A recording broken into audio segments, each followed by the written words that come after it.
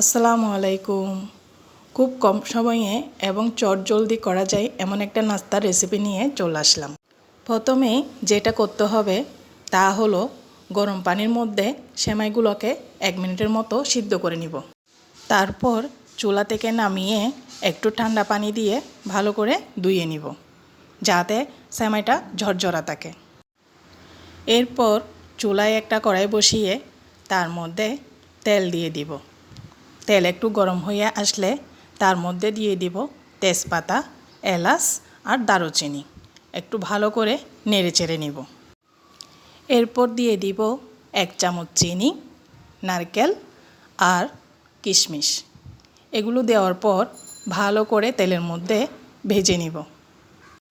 উপকরণগুলা ভালো করে ভেজে কয়েকবার নেড়েচেড়ে দিয়ে সুন্দর একটা স্মেল যখন বের হবে তখন তার মধ্যে দিয়ে দিব ঠান্ডা করে রাখা সেমাইগুলা।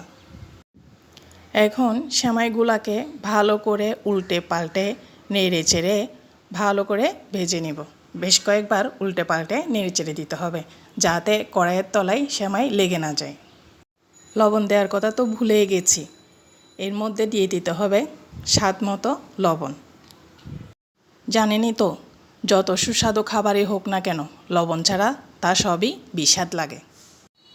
এই তো বেশ কয়েকবার নেড়ে চেড়ে সেমাইগুলোকে ভালো করে ভেজে চুলা থেকে নামিয়ে নেব। বেশ রেডি হয়ে গেল সেমাই রান্না।